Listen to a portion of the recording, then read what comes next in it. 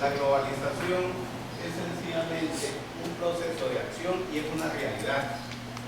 Y lo que significa es la ampliación a nivel planetario de un concepto, de sectores, de actividades económicas, etc. Entonces, globalización es una acción, es una realidad que como proceso se ha venido, digamos, desarrollando y se ha visualizado sobre todo en la década de los años 70, cuando se comienza a generar esa ampliación de todos los conceptos, de todas las actividades económicas. Entonces, cuando nosotros hablamos de globalización a nivel general, nosotros tendríamos que acotar globalización de qué.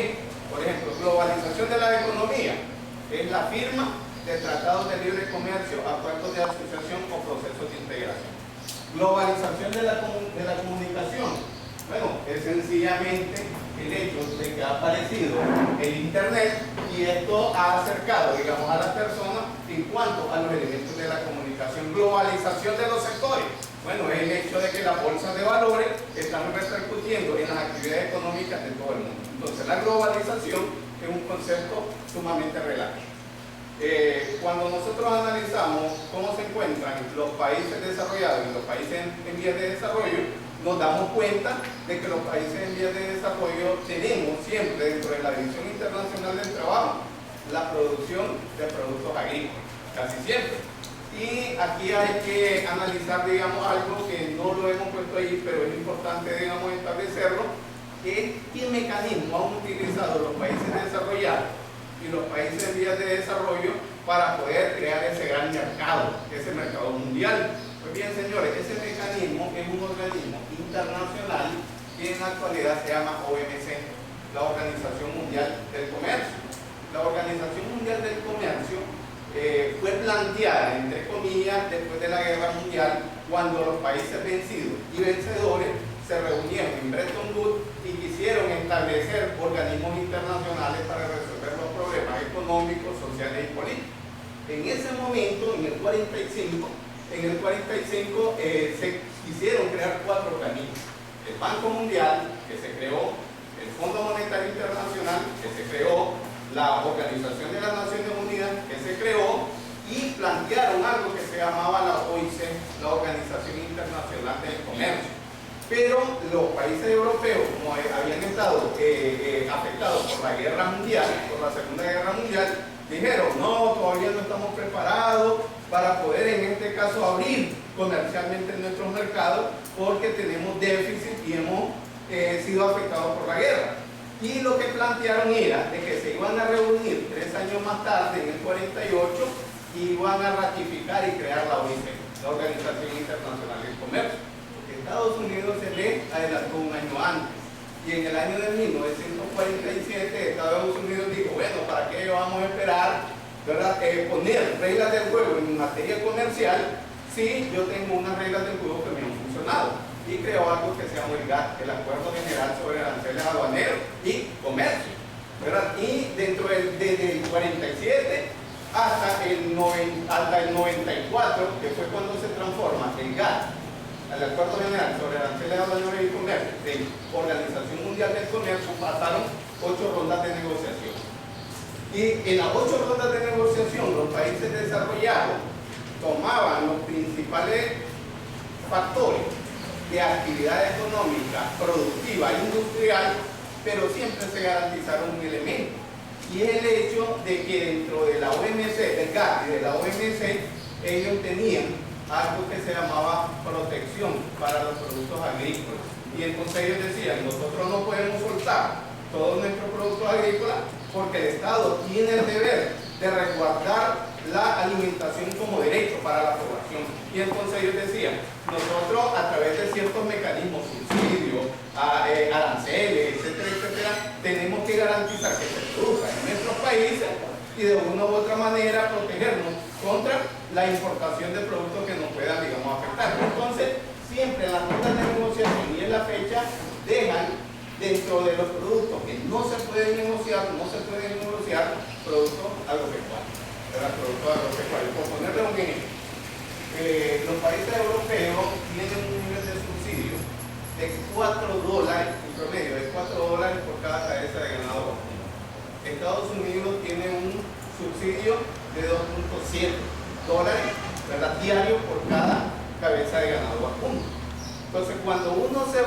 como país en vías de desarrollo, enfrentar a ese mercado global, va a enfrentarse en primer lugar con un productor en Estados Unidos o en Europa que tiene subsidios, que tiene tecnología, que tiene una protección hacia la entrada de este tipo de productos y pierde competitividad. Entonces, ese mecanismo, ¿verdad? Ese mecanismo de la empresa de los países está siendo resguardado por la Organización Mundial del Comercio. Ahora, ¿cuál es la articulación entre esto de la globalización, la seguridad alimentaria y la soberanía alimentaria? Bueno, la vinculación es de que la globalización es ese fenómeno, esa realidad, ese proceso que está afectando a todo el mundo. Y yo les dije el día de ayer, y en uno de los videos se ratificó uno de los efectos de la globalización que está mercantilizando todo prácticamente está mercantilizado, ¿verdad? Y el efecto fundamental es el hecho de que en esa mercantilización también está la producción de alimentos, pero esa producción de alimentos responde sobre todo, digamos, al capital internacional. Como en la década de los años 60, cuando se dio el boom algodonero, se estaba respondiendo hacia una demanda de algodón a nivel internacional y se destruyó lo que era el potencial de grano básico en Nicaragua. Así en la actualidad se está generando, por ejemplo, con la crisis petrolera se ha dicho de que se puede hacer combustible con maíz. Entonces, vayan a ver, se están produciendo grandes cantidades de maíz no para el consumo, digamos, interno, sino que para la producción y una demanda internacional. Y en cuanto a la soberanía alimentaria, es el referido, digamos, a la capacidad de que los países, los sectores o los territorios no toman la decisión de qué producir, para quién producir y cómo producir, sino que hay modelos, ¿verdad? Hay modelos que le dicen qué es lo que van a producir, cómo lo van a producir y para quién producir. Los otros dos elementos que usted lo tocó es el caso de Grecia y el caso de España y la Unión Europea. Bueno, señores, el caso de Grecia es bastante sencillo. La mayor culpable de la crisis griega son los propios europeos, por una simple y sencilla razón. En el proceso de la Unión Europea, nadie entra si no cumple con dos requisitos fundamentales. Uno, algo que se le llama un referéndum, que es una consulta a toda la población. Y si la mayor parte de la población dice que no entra el país y no lo acepta, en este caso la Unión Europea. Entonces, se hace un referéndum para la entrada a la Unión Europea, pero también tienen algo que se llama el sistema euro, que es una etapa superior de la integración económica que está referido a la parte monetaria. Entonces, en el caso del sistema euro, hay algo que se llaman los criterios de convergencia. Por ejemplo, algunos criterios de convergencia es de que ningún país puede entrar al sistema euro si tiene un déficit fiscal más del 3% de su Producto Interno Bruto, que si su deuda externa representa más del 60% de su PIB y otro criterio. Entonces, Grecia es uno de los países que quería entrar al sistema euro, pero no podía porque había dos requisitos. Uno, el referéndum de que toda la población dijera de que sustituyera la moneda nacional por la moneda comunitaria, y dos, cumplir con esos criterios de convergencia. Entonces ellos cumplían, en 3 ocasiones habían cumplido con el referéndum, pero no con los criterios de convergencia. Entonces en ese momento, como la economía europea estaba muy bien, entonces dijeron, bueno, está bien, dejemos entrar, están en el límite, no han alcanzado los criterios de convergencia, dejémoslo de entrar, ahí le echamos el hombro. Pero cuando le cae la crisis hipotecaria, entonces fue la parte más débil y comenzaron los especuladores a especular a través de Grecia, ¿verdad? A través de Grecia, y eso contaminó a todo el sistema euro. Y entonces cuando ellos se miraron, ¿verdad? Afectados, entonces le echaron toda la culpa a Grecia, cuando la culpa la habían tenido ellos. En el caso de España fue más o menos que se lo comió la globalización, por una simple y sencilla razón. Uno de los pilares fundamentales de la economía española es el turismo. El turismo, incluso ellos sustituyeron muchas actividades económicas por el turismo. Entonces, mientras la actividad económica del turismo le venía generando un boom, la mayor parte de las personas jóvenes, ¿verdad?, encontraban empleo fácil en ese sector construcción. atención, meseros, hostales, etcétera, etcétera, pero le cayó la crisis. Y la crisis comenzó en este caso a afectar el bolsillo de los europeos. Y lo primero que comenzaron a restringir era recreación. Entonces, ¿qué es lo que sucede? España pasó de un nivel de desempleo del 4,5% a un 25%. A un 25%. Entonces, esto también es algo de globalización. Usted mira, eso en economía se le llama la enfermedad holandesa. Es decir, está como que usted tenga una estructura de gasto pequeña y viva, digamos, holgadamente, y de pronto se muere un familiar rico y le deja una fortuna y comienza a gastar y a gastar y a gastar. Como el dinero no es eterno, se le termina esa fortuna y usted ya quedó con una estructura de consumo de rico cuando ya no tiene dinero y comienza, digamos, a generarse problemas. Entonces, esto es más o menos el panorama de la globalización. La globalización no es un concepto acabado, es relativo. Y los países tienen ventaja y los países tienen ventaja. Lo que sí yo siempre he dicho, que en materia, bueno, algo que me llamaba la atención era lo que decía Elvin, de que debemos de luchar. Sí, señores, pero es un poco, digamos, difícil de luchar. Y voy a poner el caso de Nicaragua. La mayor parte, aquí en Nicaragua hay más de 350.000 pequeños productores agrícolas, agropecuarios, más de 350.000.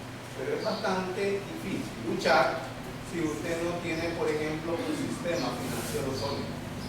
Se desnacionalizó la banca y los pocos bancos que tienen no son bancos especializados totalmente, le dan el crédito, pero no le dan asistencia técnica. Entonces, usted tiene que irse a la microfinanciera o a los especuladores o a los agiotistas, y prácticamente usted tiene en una microfinanciera la tasa de interés efectiva, anual anda por el 44-45%. Entonces, en un sistema bancario formal anda por el 22 al 27%. ¿Verdad? Entonces, ¿qué es lo que sucede? ¿Qué actividad económica va a poder subsistir y desarrollarse con una carga financiera de ese tipo? Lo otro es la parte, por ejemplo, de la asistencia técnica. Aquí en este país no hay un banco de fomento. El último banco de fomento que hubo fue el Banamex, el Banco Nacional de Desarrollo. Para darles un dato, las microfinancieras tienen una cartera en este momento de 280 millones de dólares al sector micro, mediano y pequeña empresa. Vayan a ver cuánto provocamos por mes, 50 millones de dólares. A ver, otro ejemplo que yo les puedo dar. Aquí no existen políticas públicas que vayan, digamos, a fomentar el verdadero nivel de desarrollo. Estamos ahorita de cara a una reforma tributaria. Si usted va a ver las exenciones y las exoneraciones en vehículos que están en un mismo nivel, vehículos de trabajo que vehículos de lujo, un mismo nivel. Sí, en un mismo nivel. Usted puede traer un vehículo de trabajo, un vehículo de lujo, y prácticamente tienen el mismo nivel. Entonces, para concluir, en nuestro país el problema fundamental es que tenemos un rezago de políticas económicas. No tenemos un verdadero plan de desarrollo, que debería de ser un plan de desarrollo y política congruente que vayan a tener, digamos, una visión de mediano y de largo plazo.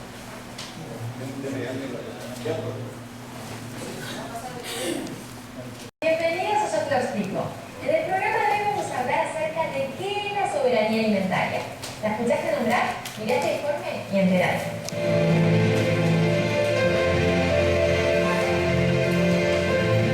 La soberanía alimentaria se define como la toma de decisión de un gobierno acerca de cómo obtener sus suministros.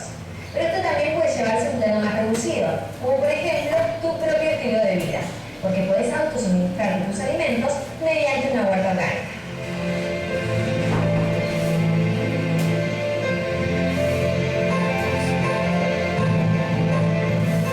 En algunas localidades se incentiva a las personas de bajos recursos a sumarse a huertas colectivas. Estas huertas funcionan bajo el sistema de prueba. Es decir, que si yo me especializo en tomates y mi vecino en lechuga, solo centavo en la transacción. Esta vuelta puede generar un emprendimiento colectivo que se utilice no solo para el autoconsumo, sino también como salida laboral.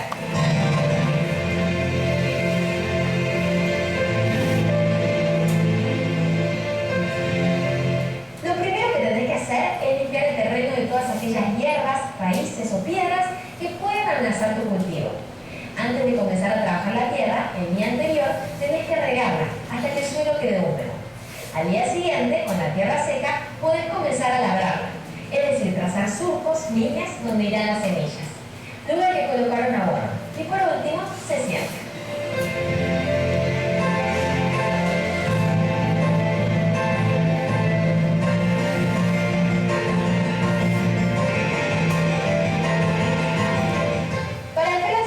Un especialista en este tema, es una gran paradoja que un país como la Argentina, que produce alimentos para unas 300 millones de personas, tenga un alto porcentaje de habitantes que no pueden alimentarse correctamente. Ahora la discusión es incluso más amplia, porque se está poniendo en duda la función milenaria del campo como proveedor de alimentos para pasar a ser proveedor de materias para elaborar combustibles. Eso fue todo por este Yo Te Lo Explico. ¿Y vos? ¿Te animarías a tener tu propia huerta? Espero tu comentario. Gracias.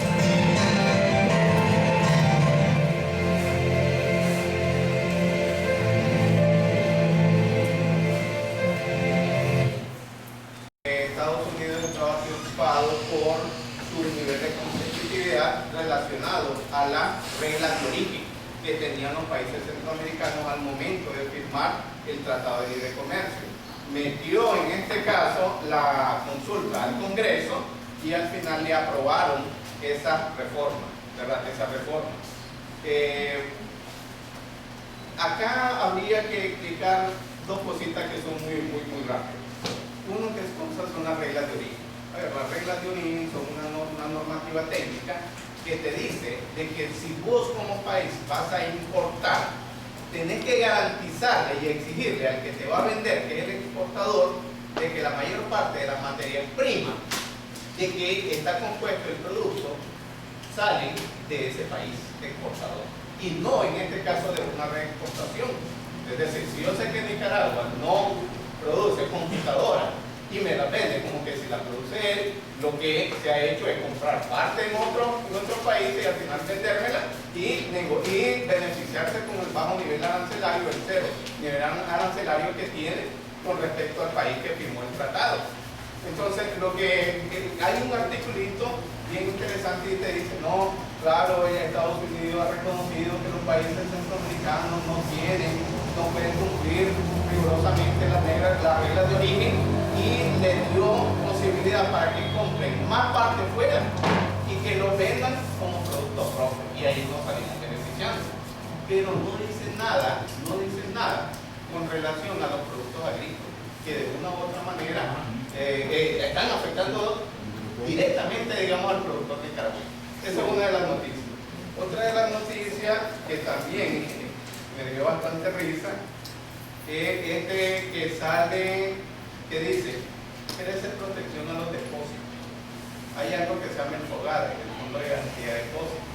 Claro, comenzó primero con $5.000, en la actualidad hay $10.000. Y lo leí, no hay ningún nivel de protección. Sencillamente lo que te están diciendo acá es de que la CIBOIF, la superintendencia de banco, analizó las reglas y garantizó de que el BANEX, el recién que quebró, le devolviera $40 millones a sus depositantes, y eso liberalizó más recursos para fortalecer el FOGADE. Y claro, como los depósitos se han venido ampliando, ¿verdad?, con la inflación, etcétera, entonces cada digamos, depósito usted lo tiene garantizado hasta un monto de $10.000. Pero pónganse a pensar un inversionista o una persona que ahorra toda la vida, es decir, $10.000 no es una gran garantía. No es una gran garantía, pero no se genera una política pública que verdaderamente garantice al sector, digamos, productivo, al sector productivo. Y esto es un problema fundamental. Lo otro que quería, digamos, mencionar es esto del del CAFTA y del ARA, y cómo va a afectar a nuestra soberanía alimentaria y al medio ambiente, ¿verdad? Y al medio ambiente. A ver, con esto de la globalización de las economías hay algo que se llama integración económica. Integración económica es sencillamente un acuerdo en el cual un conjunto de países se pone de acuerdo, ¿verdad?, para agruparse y enfrentar ese proceso de globalización. Sin embargo, hay dos caminos dentro de los procesos de integración. Algo que yo le llamo integración económica para el desarrollo, el modelo europeo dentro de los países que conforman la Unión Europea, y algo que yo le llamo integración económica comercial, que son los tratados de libre comercio y los acuerdos de asociación. En el caso del modelo de integración económica para el desarrollo es sencillamente un conjunto de países que se agrupan y establecen un plan de largo plazo. Los europeos comenzaron en el 51 y crearon algo que se llamó la CECA, la Comunidad Europea del Carbón y el Acero. 6 países: Alemania, Francia, Italia, Bélgica, Holanda y Luxemburgo. Luego comenzaron a ampliarse a 9, luego a 12, luego a 15, y en la actualidad hay 27 países. Pero ellos, de una u otra manera, tienen un plan, y les voy a poner, digamos, un ejemplo que tiene que ver con la seguridad alimentaria. Ellos arrancaron el proceso en el 51 y lo fortalecieron en el 58 con el Tratado de Roma, que creó la Comunidad Económica Europea. Pero a finales de la década de los años 70, ellos hicieron una evaluación y se dieron cuenta de que habían avanzado mucho en la parte comercial, pero todavía muchos europeos estaban teniendo problemas de seguridad alimentaria. Y entonces, ¿qué fue lo que hicieron ellos? Crearon una política comunitaria que se llama la PAC, la Política Agrícola Común. Y la Política Agrícola Común lo que significaba era de que el 100% del presupuesto que tenía la Comunidad Económica Europea en ese momento, porque así se llamaba, se tenía que dedicar el 40% para establecer fondos de ayuda a la agricultura. Y entonces venía un agricultor y decía: mire, yo no produzco porque realmente no tengo insumos, no tengo recursos para arar la tierra, etcétera, etcétera. Y entonces, si presentaban un proyecto adecuado, entonces ellos accedían, digamos, a esos recursos. El 40% de todo el presupuesto comunitario les dio tan buenos resultados de que no solamente cumplieron su objetivo inicial, que era garantizar en este caso la producción y por ende la seguridad alimentaria dentro de los países que conformaban la Comunidad Económica Europea, sino que ya en la década de los años 80 ellos crearon tanto excedente que comenzaron a tirarlo al mercado internacional, y eso estaba agotando los precios. Eso es un modelo. ¿Cuál es el modelo que nos están tratando de vender a nosotros? Los tratados de libre comercio y los acuerdos de asociación. A ver, un tratado de libre comercio es sencillamente una estrategia en donde un conjunto de países acuerdan liberalizar mercados, ¿verdad? Pero en ese grupo hay países fuertes y países pobres, en donde el país fuerte domina la parte comercial. El Tratado de Libre Comercio con Centroamérica, República Dominicana y Estados Unidos estableció un elemento que se llama cuota de carne de ganado vacuno. Pero si usted no lo correlaciona con sistemas productivos de carne de ganado vacuno, que son de carácter extensivo, y usted quiere llenar la cuota, ¿qué es lo que va a tener que hacer? Cortar bosque y seguir con el modelo de producción extensiva. Y entonces, ¿qué cosa? Va a afectar no solo el medio ambiente, sino también la seguridad alimentaria de la población. Ahora, ¿qué cosa es un acuerdo de asociación? Un acuerdo de asociación es un acuerdo entre dos grupos de países.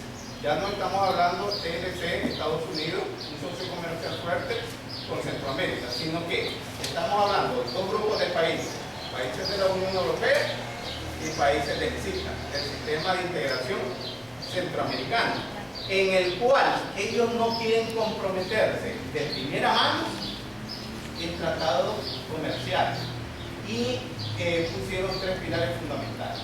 Uno, el pilar que al final terminó siendo un tratado de libre comercio, el pilar comercial. El otro pilar era el pilar de la cooperación, ¿verdad? Y el otro pilar era el pilar político. Y incluso los europeos, dentro del acuerdo de asociación, le dijeron a los países centroamericanos que se reunieran previamente ellos en una minicumbre y se pusieran de acuerdo para que fueran a la negociación principal a negociar. No nos pudimos poner de acuerdo en el pilar comercial, no nos pudimos poner de acuerdo en el pilar de la cooperación y no nos pudimos poner de acuerdo en la mayor parte del pilar comercial. El pilar comercial, al final, el acuerdo de asociación realmente terminó siendo o está terminando de ser un tratado de libre comercio. Sí. Y también el acuerdo de asociación, el Ministerio de Fomento, Industria y Comercio salió diciendo que salimos ganando porque Nicaragua obtuvo la mayor cuota de carne de ganado vacuno de Centroamérica respecto a Europa, pero igual el mismo problema, es decir, Nicaragua tiene más o menos 16 tratados de libre comercio con todo el mundo, tiene con Taiwán, tiene con Estados Unidos, tiene con 16 tratados de libre comercio, pero no lo fortalece con políticas de apoyo al sector agropecuario para generar una verdadera competitividad. Eso creo que es un elemento fundamental. Sí. Creo que es importante porque creo que siempre van condicionados esos pilares, pero que también decían en la parte política. Nosotros hicimos como pueblos indígenas, hicimos un pronunciamiento después de la COP 15, después de la COP 16, después de la COP de Santa Rosula, y la parte se quedó en la parte social que todavía pero la cooperación sí se logró, pero con condición. Entonces ahora se van a venir a decir todo con energía renovable, con energía verde, pero ¿qué está haciendo también para los efectos del cambio climático, a la seguridad alimentaria? De que si vemos la gasolinera y todo, especialmente el país más verde de la Costa Rica, que con los carros tiraban como verde, pero ahora ya no es cierto.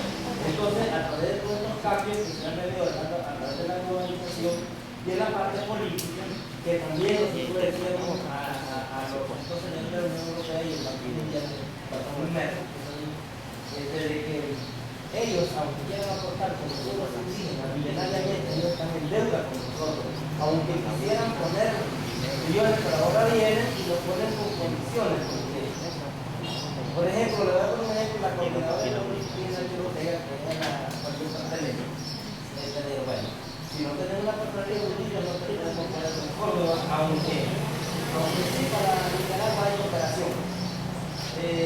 Bueno, no podemos llevar un diplomado si no está avalado, porque acuérdate que los saberes de ustedes no están escritos, y comenzaron a poner los pelos, y entonces después viene y dice, sí, ahora les traemos política. Mire, es uno de los pilares sueltos para que ustedes entren. ¿A dónde se están moviendo los pueblos que quieren? Pacífico es el piloto para ir a un cargo de elección, por ejemplo, para estar en el Estado. No podríamos hablar de política cuando los pueblos indígenas son invitados. Cuando los pueblos indígenas no tenemos esas posibilidades, como antes, por ir a una institución popular, etc. Y luego, en cuanto al último pilar, que también se hablaba era de la educación, que también era una parte de la asociación que la educación iba a ser gratuita, pero cuando de los pueblos indígenas han tenido becas como para que estudien en universidad, y lo que han tenido el acceso como no de la costa atlántica, ya cuando vienen a Managua, después de 5 años se olvidaron hasta de su propio idioma, de su propia identidad, les da vergüenza presentarse, y entonces hay una discriminación que ha venido a apoyar un poco por lo que es los acuerdos para la no discriminación racial, un acuerdo de la ONU que tiene que ver con otros tratados de derechos humanos, sociales y políticos y culturales para la defensa de los pueblos indígenas. Pero por lo menos aquí estamos avanzando y yo creo que mucha gente no tiene estas cosas,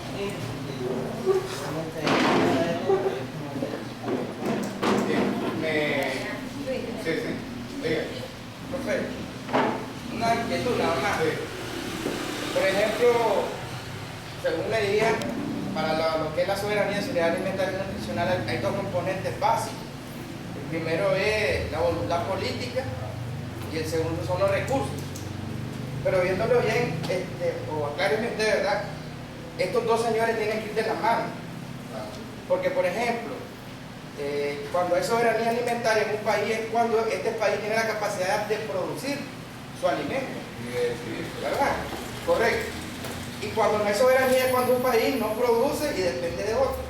Pero ¿por qué se da el caso entonces, el ejemplo de Argentina? De que produce grandes cantidades, ahí decía 300 millones de personas pueden comer con la producción de Argentina. Porque estos países, ¿verdad?, no apoyan a otros países que están bajos, que no tienen alimentos, sino lo que hacen algunos países es tirar el alimento al mar. Entonces yo pienso que ahí ya por parte de políticas de gobierno, o no sé, ¿verdad?, cómo es la jugada. Yo digo de que no solo políticas de gobierno, sino que políticas de organismos, ¿verdad?, internacionales, porque usted tiene razón. Brasil, que produce un tercio de todo el café del mundo, muchas veces prefiere tirar el café al mar o dejarlo perder que mandarlo, por ejemplo, a África, ¿verdad?, a África. Y algunos elementos adicionales. ¿Alguien más quiere participar? Bien, con relación a lo que él habló, a mí me gustaría aclarar, digamos, dos cosas. Uno es el hecho de que cómo se terminó firmando el Tratado de Libre Comercio o el Acuerdo de Asociación. En el Acuerdo de Asociación se terminó, en este caso, firmando en base a dos elementos de chantaje, como yo le llamo. ¿Cuáles fueron los dos elementos de chantaje? Fueron muy sencillos. Uno de ellos es de que los países de la Unión Europea tienen 27 países, o la Unión Europea tiene 27 países. Y al igual que el SICA, cada país tiene la presidencia a través de un mecanismo que se llama la presidencia pro tempore. Entonces en ese momento la tenía España. Y entonces se le dijo a los negociadores, mire, España es el interlocutor más fuerte, en este caso dentro de la Unión Europea, de los países centroamericanos. Y una vez de que España traslade la presidencia pro tempore a otros países que les tocaban nórdicos, entonces van a tener menores posibilidades de tener mayores beneficios. Entonces hay que apurarse. El otro punto de chantaje que se generó era el hecho de que Europa con Centroamérica tiene unas preferencias arancelarias que se llaman sistemas generales de preferencias, en donde Centroamérica envía algún tipo de producto agrícola, hay una cuota, le cobran bajo o cero nivel de arancel. Y entonces se le digo, bien, si ustedes no firman el Tratado de Libre Comercio, esos productos que entran con ese beneficio del sistema generalizado de preferencias van a entrar con, en este caso, el arancel que es requerido. Y los niveles de exportación de estos países se van a disminuir. Bueno, son los dos elementos. Lo otro, en cuanto a la cooperación. Miren, a veces nosotros hablamos de cooperación, pero no nos aclara y los comunicadores deben de ser muy responsables en cuanto a esto. No nos aclaran qué cosa es una cooperación y qué tipo de cooperación existe. Pero una cooperación es sencillamente un ahorro externo al cual accede un país producto de que tiene ingresos. Es decir, un país que recibe una cooperación es porque gasta más de lo que ingresa y alguien está enviando, ¿verdad? Eso es la cooperación, que es un ahorro externo producto de que hay países que supuestamente tienen superávit y hay países que tienen ingresos. Uno da y el otro recibe. Ahora, los tipos de cooperación, hay por lo menos tres tipos de cooperación básica. Está la cooperación bilateral, que es de gobierno a gobierno, que es la que se ha disminuido. Está la cooperación multilateral, que es la que dan estos organismos internacionales, el Banco Mundial, el Fondo Monetario, el BID, etcétera, etcétera. Y la otra es la cooperación descentralizada, que se canaliza a través de organismos no gubernamentales, municipalidades, etc. Entonces, la cooperación que realmente se ha disminuido fuertemente, por lo menos en el caso de Nicaragua, es la cooperación bilateral. Nicaragua, en promedio, desde la década de los 80, recibía en promedio 650 millones de dólares en forma de cooperación, ¿verdad? Y también hay que aclarar de que la cooperación puede ser de dos tipos. Puede ser una cooperación en forma de ayuda gratuita y puede ser una cooperación condicionada, ¿verdad? ¿Y qué es la cooperación? Venezuela, digo, Nicaragua tiene el problema energético y le doy, digamos, fondos para que me los pague en el mediano y en el largo plazo. Yo estoy cooperando, pero no es gratis. ¿Verdad? Pero no es gratis. Entonces, podría ser, ¿verdad?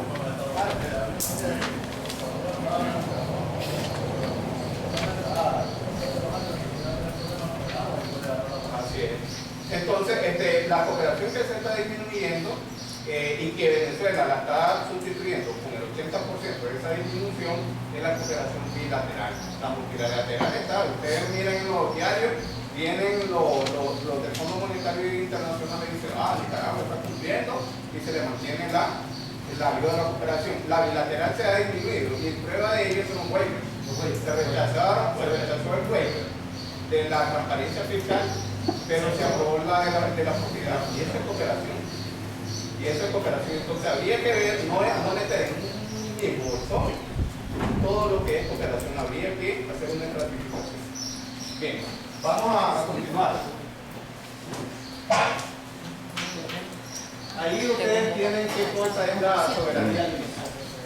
La soberanía alimentaria es un derecho que tienen los pueblos y las personas. El video me gustó porque plantea como dos tipos de soberanía: la soberanía del país y la soberanía que tienen las familias o las personas a decidir qué producir para poder sostener solo su subsistencia. Entonces aquí se podría decir de que la soberanía alimentaria tiene relación con estos 4 o 5 elementos. En primer lugar, tiene relación con el hecho de que los países tengan sus propias políticas agropecuarias para la transformación y la comercialización de los productos alimenticios, ¿verdad? Entonces, si le hago la pregunta, ¿ustedes no creen que cuando Somoza, en la década de los años 50, 60, tomó la política de el boom algodonero y sustituir la producción de granos básicos por algodón, no estaba, digamos, atentando contra la soberanía y la seguridad alimentaria de la población? Entonces, tiene que ver la soberanía alimentaria con esa política agropecuaria, y no solo con la política, sino que la capacidad que tengan de transformar la producción y sobre todo la comercialización. ¿Cómo es posible que el queso en los lugares de producción se venda a 4 o 5 córdobas y en lugares, en este caso de comercialización, se venda a 30? Ahí hay un problema de canales de poder comercialización. La soberanía alimentaria también tiene mucho que ver con crear y proteger la reglamentación de la producción agropecuaria. ¿No creen ustedes de que la salud pública o la seguridad alimentaria o la inocuidad de los alimentos es un bien público, es un valor público? Y el hecho de que alguien vaya a comercializar un producto y le da una mala manipulación no está atentando contra la salud pública. Entonces tiene que ver con proteger y reglamentar estos productos agropecuarios tanto a nivel nacional como en el mercado doméstico. Los países a nivel internacional tienen dentro de la OMC algo que se llama normas fitosanitarias. Y esos son pruebas de laboratorio que van a garantizar la inocuidad de los alimentos. Y si la inocuidad de los alimentos no es la adecuada, ese producto no es. Ese producto no es. También tiene que ver la seguridad alimentaria, ¿verdad? Tiene que ver la seguridad alimentaria con la decisión que en medida quieran ser autosuficientes los países. Alguien mencionó acá la producción de arroz. Es decir, nosotros consumimos más arroz importado que arroz nacional. Bueno, eso yo lo atribuiría a dos razones fundamentales. Una de carácter económico, y es el hecho de que hay grupos de presión, grupos de poder que están dominando el canal de comercialización del arroz. y que le conviene más importar el arroz, en este caso entero, que el arroz nacional.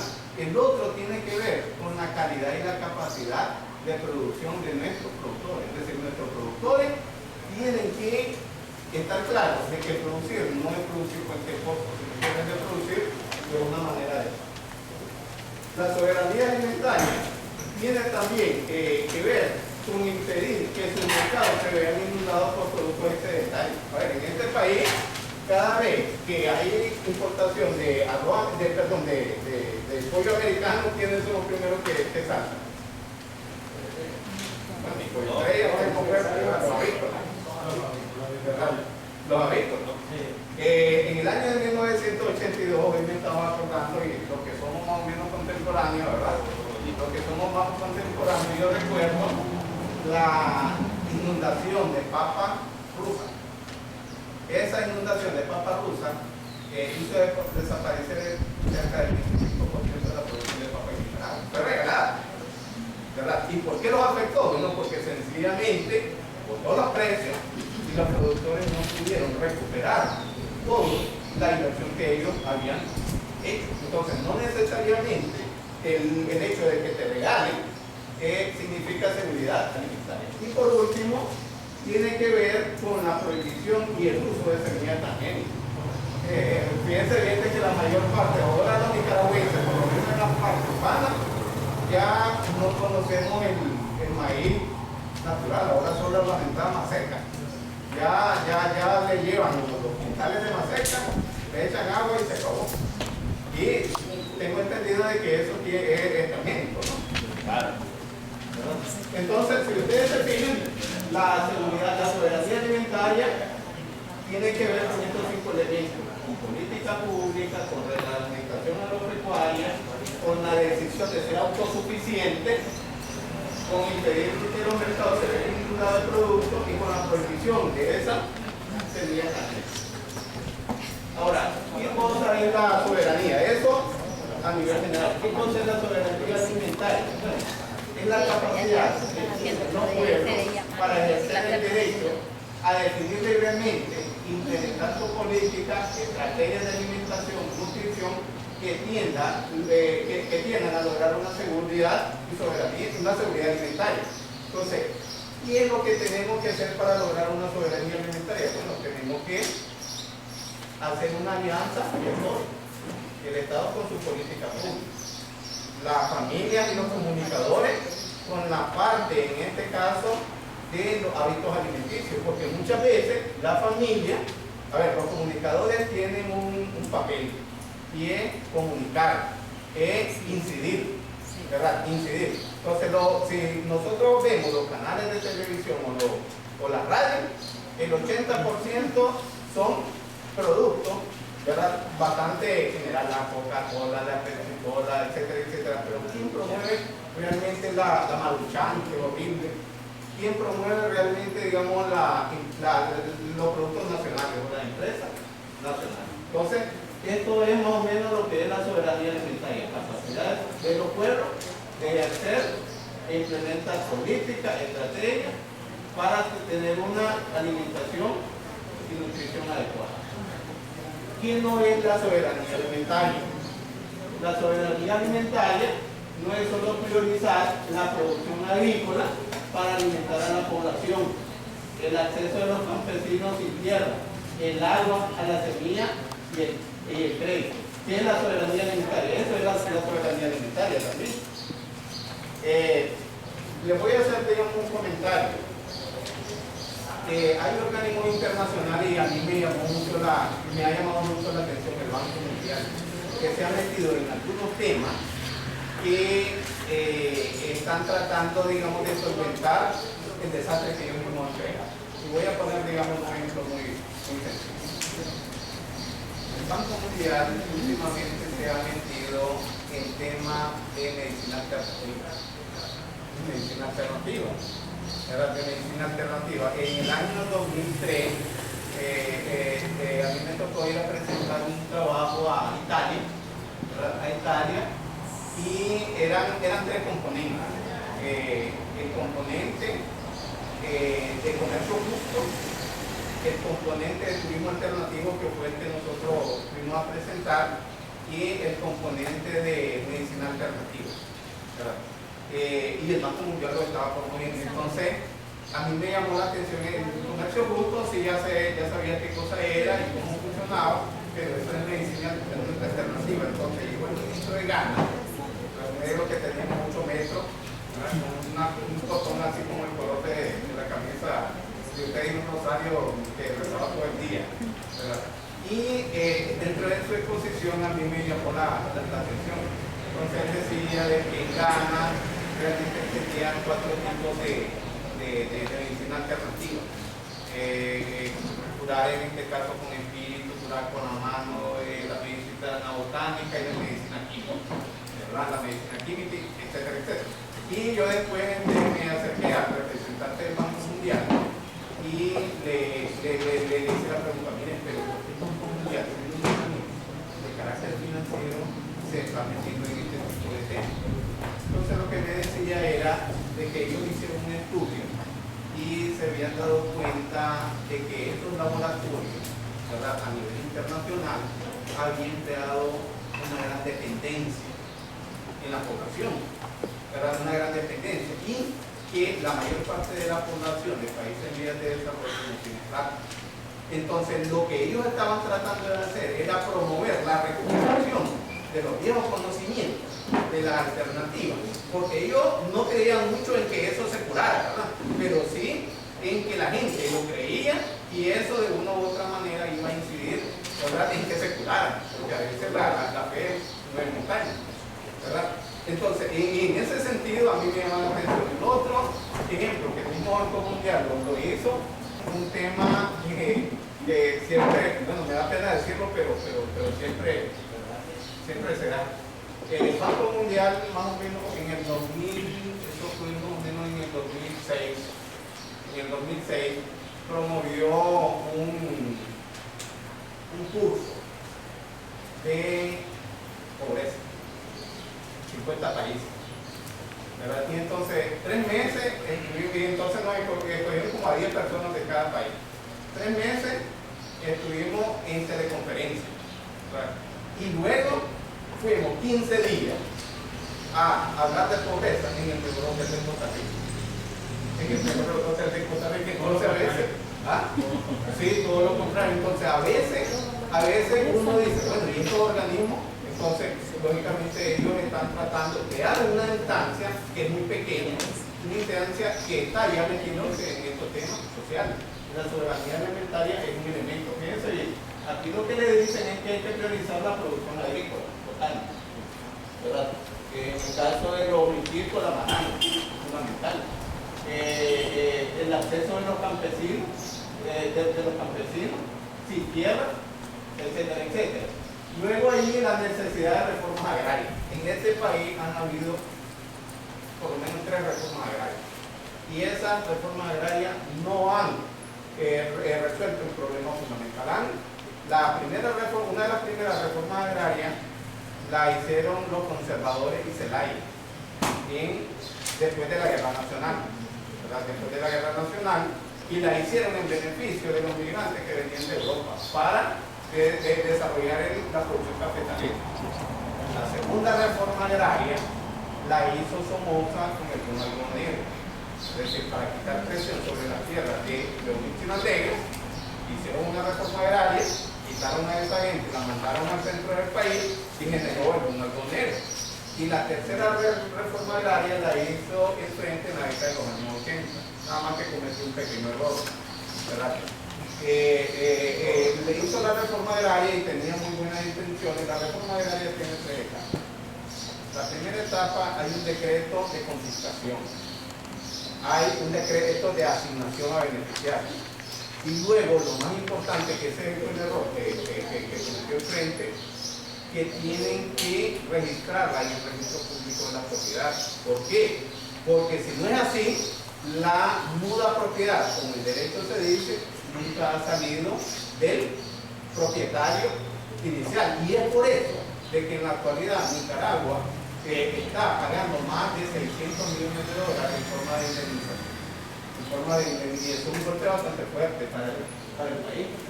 ¿Verdad? Para el país, entonces reforma agraria, lucha contra los organismos genéticamente modificados. Esto es seguridad y soberanía alimentaria.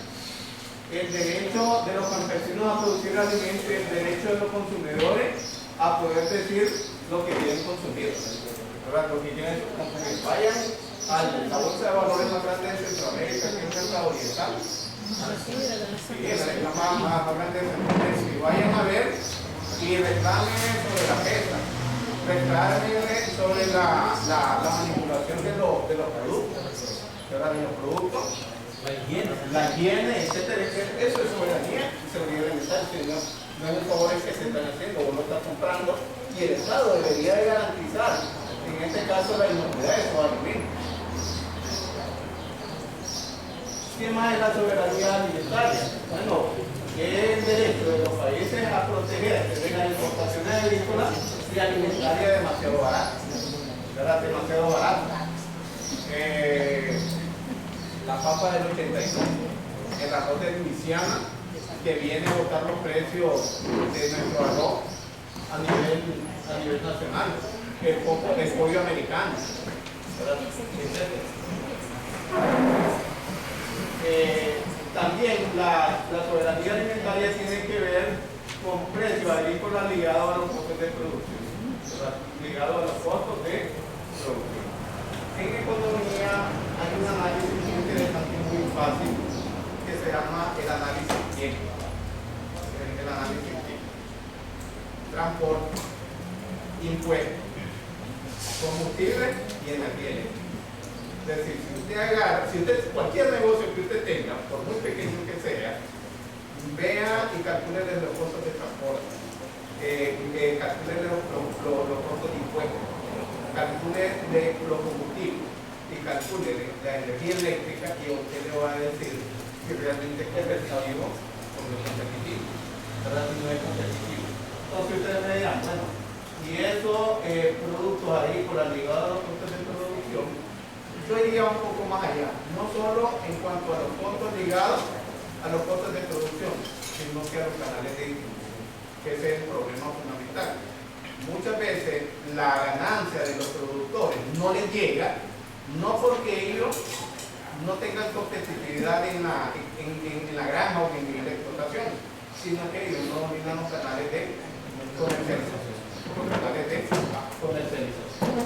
También la soberanía alimentaria significa la participación de los pueblos para la definición de la política agraria, para la definición de política agraria, y es un elemento fundamental, ¿verdad? Un elemento fundamental, el reconocimiento de los derechos de los campesinos a desempeñar un papel esencial en la producción agrícola y en la alimentación. Los y las campesinos tienen un papel sumamente fundamental en este tipo de niveles de producción: café, carne, granos básicos, etc. ¿De dónde procede el concepto de soberanía alimentaria? De soberanía alimentaria.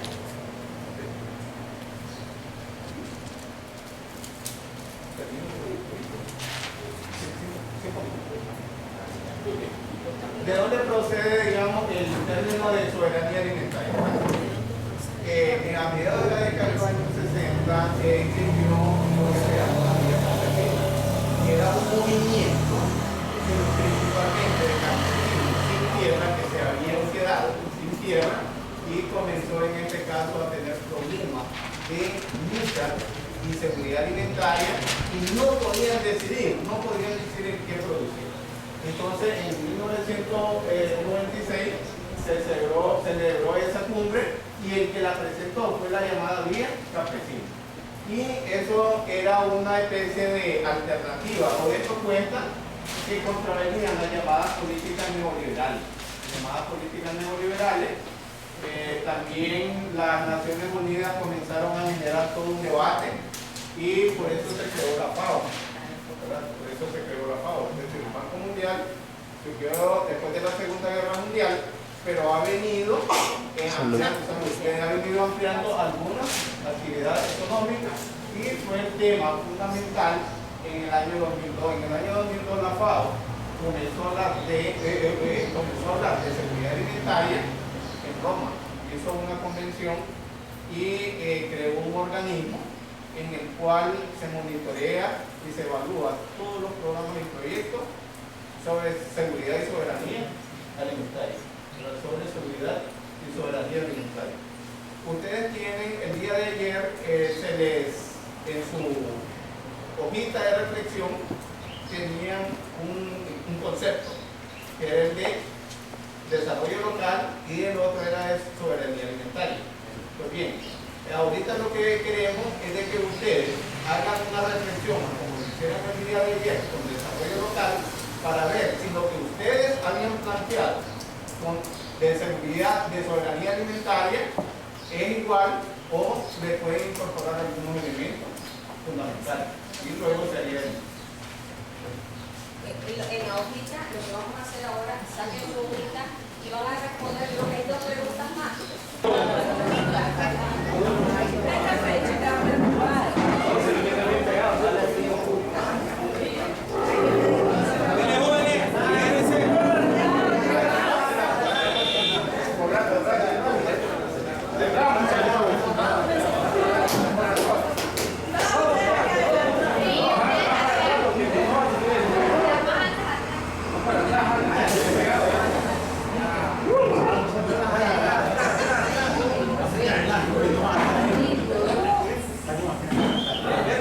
Va para atrás, profesor.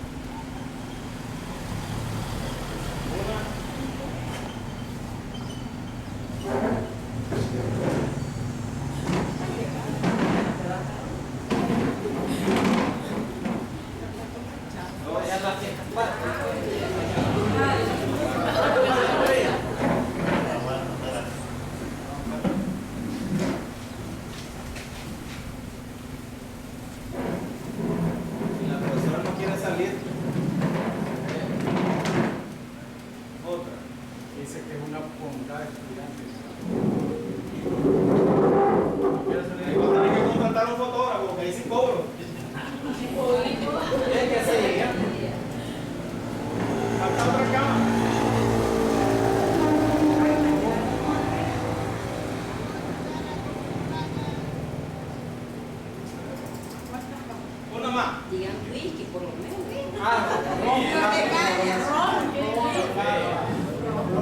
Que tú miras al profesor y se viene usted. Eso No, para que tiene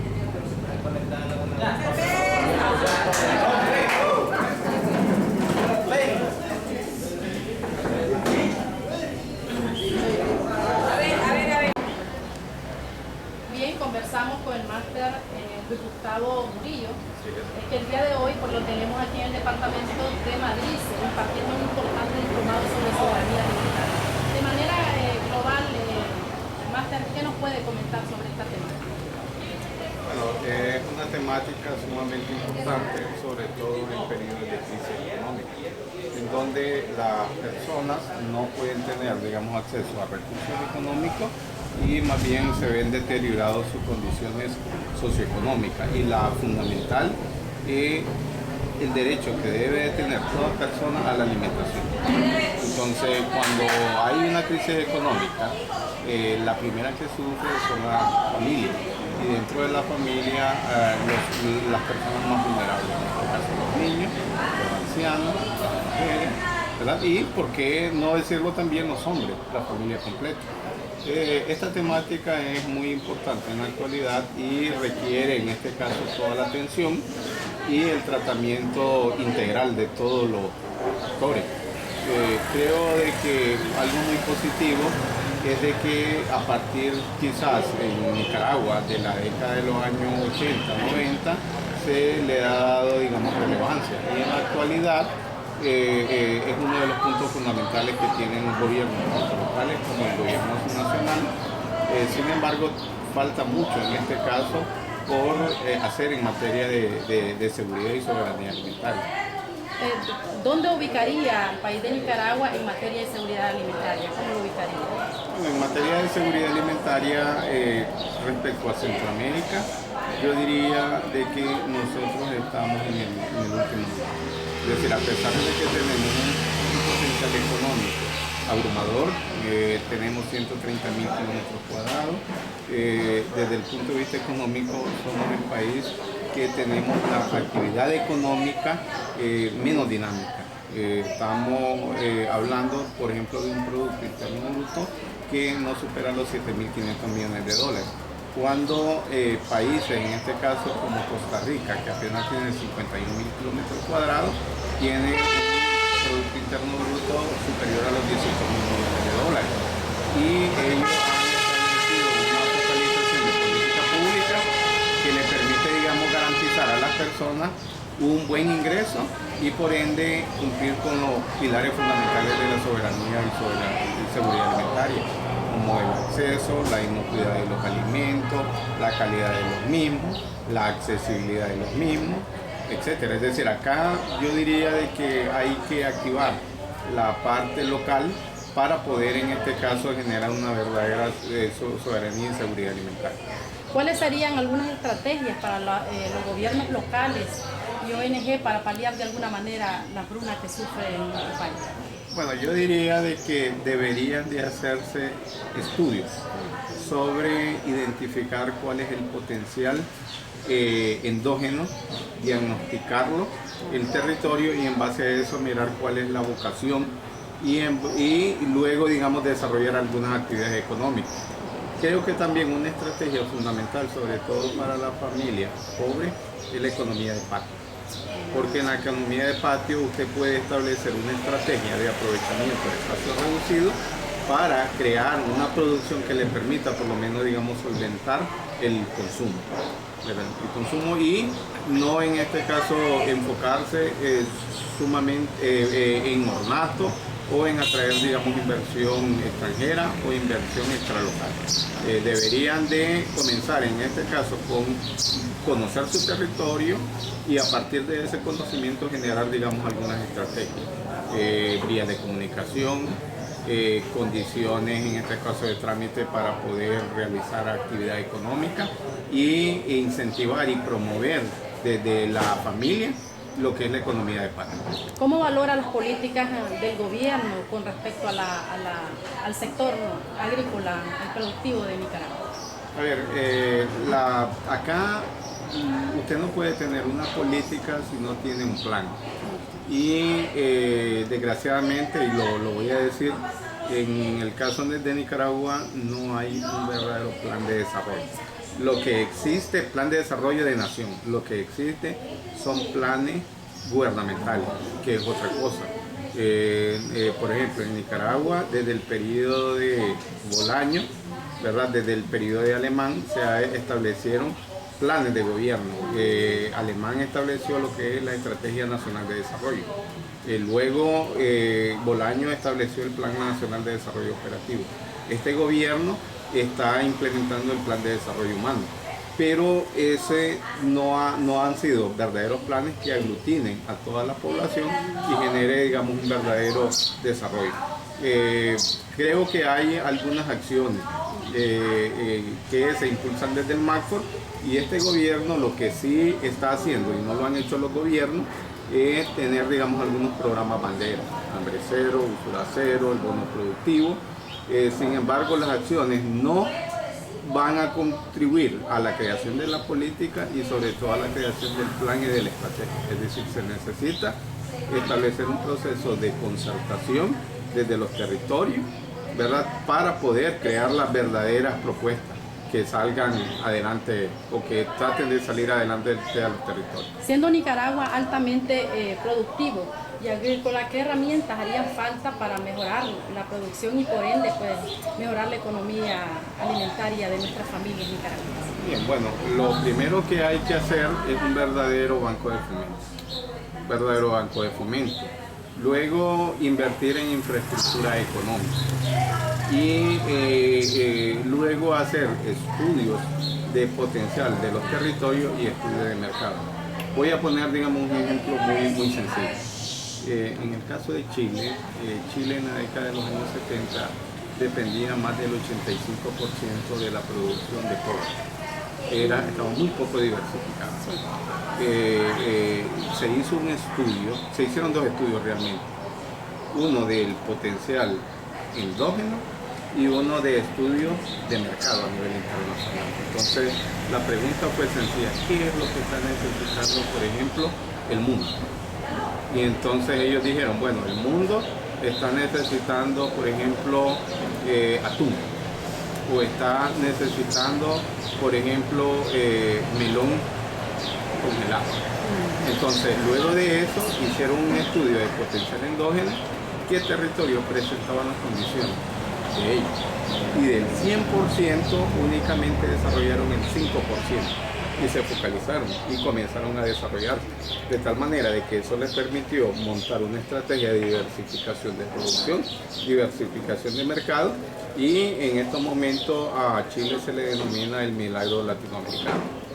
Ellos comenzaron con una parte agrícola, ¿verdad? Y con esa parte agrícola luego financiaron el resto de su desarrollo.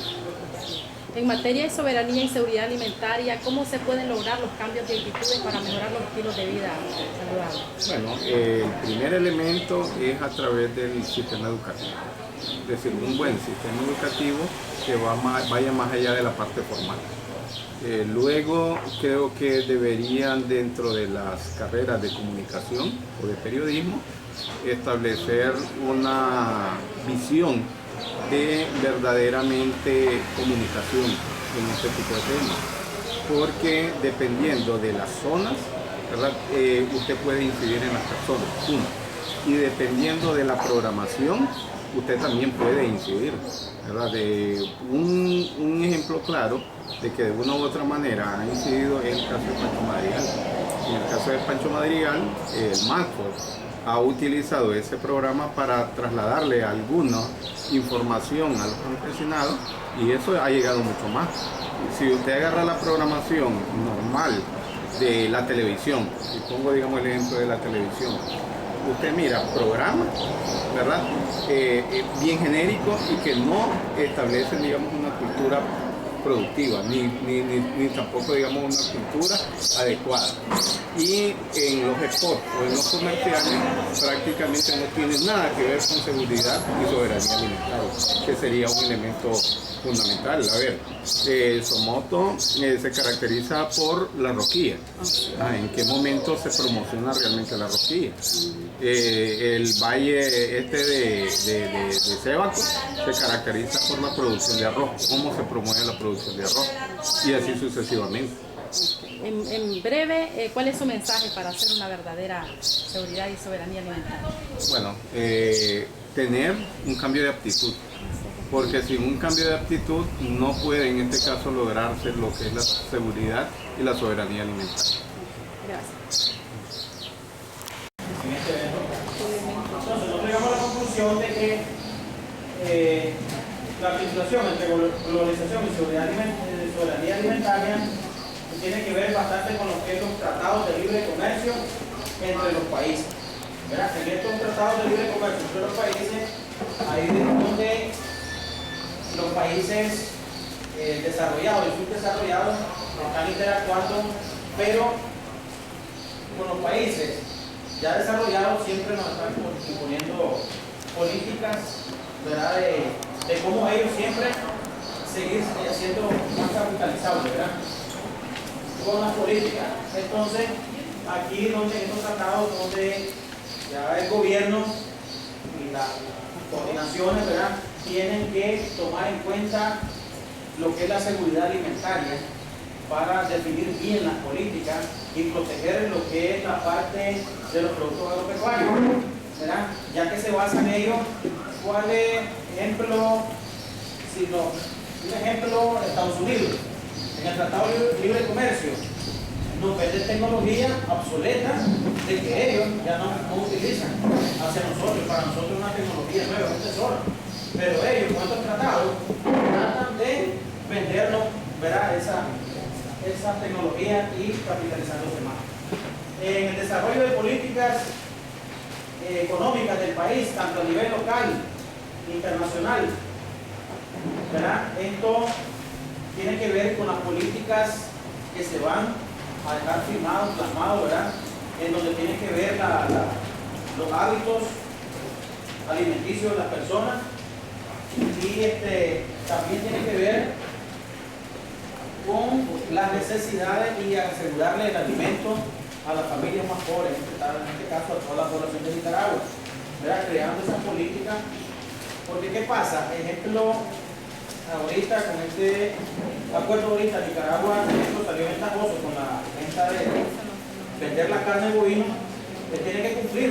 Seguridad alimentaria y nutricional en su territorio. Nosotros la principal causa número 1 la ubicamos en el cambio climático, falta de acceso a créditos pagales a agricultores, no cumplimiento de necesitas de comida, adquisiciones terminales, poco interés de cultivos tradicionales, inflación y especulación de precios de productos alimenticios, bajo nivel de nacionalidad, falta de coordinación y consolidación de instituciones, falta de bancos de semillas comunitarias, guerras mentales y utilización de químicos financieros, falta de puestos de comunicación y vigilancia de las ciudadanas y desempleo.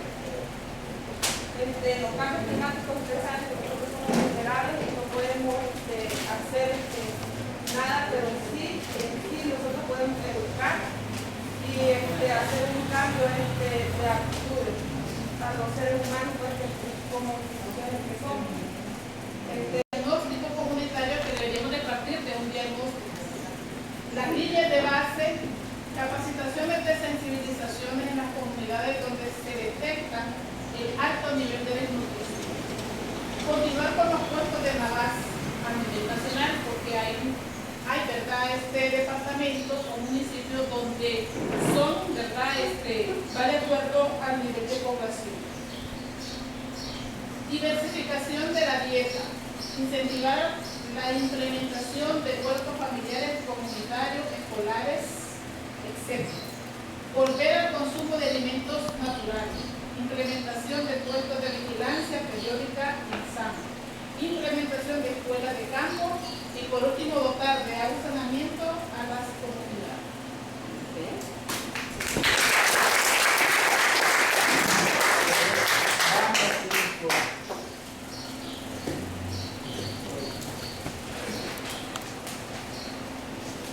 Bueno, entonces, el grupo nuestro es el número 5.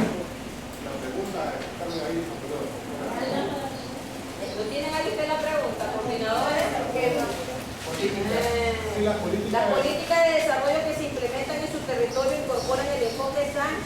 ¿En qué forma? Entonces, conceptuando cada idea que aportó cada grupo, con las que se refleja para la diferente opinión. Una de ellas es a través de la Comunidad implementar ferias gastronómicas, lo cual para todas las personas que son de aquí en el municipio de Madrid se dan cuenta de que existe una feria cada 15 o cada mes. Con todo sentido, que esos productores que viven en la zona alta, en la zona media, en la zona baja, porque hay diferentes sistemas de producción, lo cual está la zona alta, zona de café, la zona media que se dedican a la agricultura, a lo básico, y la zona baja que se dedican ya a la producción de lo que es hortalizas, lo cual esos productores vienen a la ciudad y traen esos productos, vienen a poner porque son productos productos de muy buena calidad, y eso le permite a los productores también traer esos productos procesados, comercializarlos y llevar el dinero invertido en cosas que no producen, como el aceite, el arroz, el azúcar, y de esa forma les permite pues, que la economía se mantenga pues, de una forma rotativa, en lo cual el productor viene, invierte en los productos que va a llevar y ese dinero cae en el municipio de capacitaciones a líderes y comunicadores en la